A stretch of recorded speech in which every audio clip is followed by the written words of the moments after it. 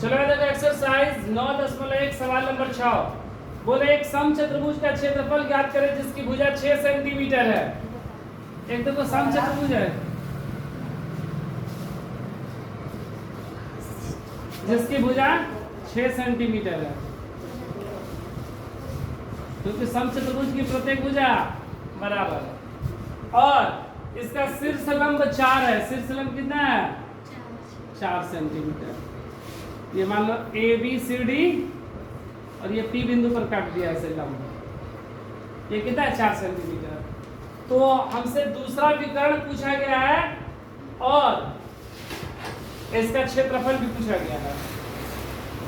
तो देखो वैसे समचतुर्भुज का जो क्षेत्रफल होता है वह होता है 1/2 विकर्णों का गुणनफल। 1/2 विकर्णों का गुणनफल। लेकिन यहाँ पर हमको विकर्ण नहीं पता है, सिर्फ एक विकर्ण पता है। वो कितना है विकर्ण? ये विकर्ण कितना है?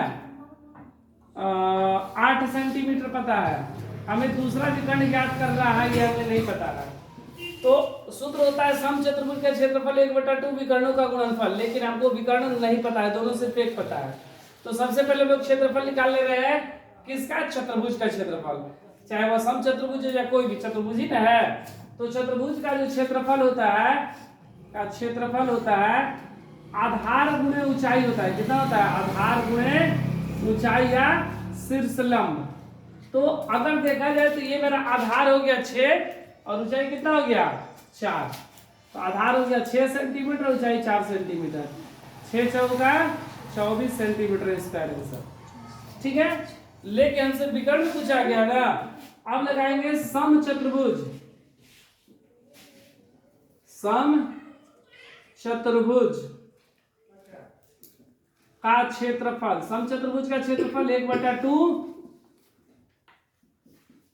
विकर्णों का गुणनफल। समचतुर्भुज का क्षेत्रफल 1/2 विकर्णों का गुणनफल। क्षेत्रफल मेरा आ गया है 24। 1/2 एक विकर्ण, पहला विकर्ण कितना?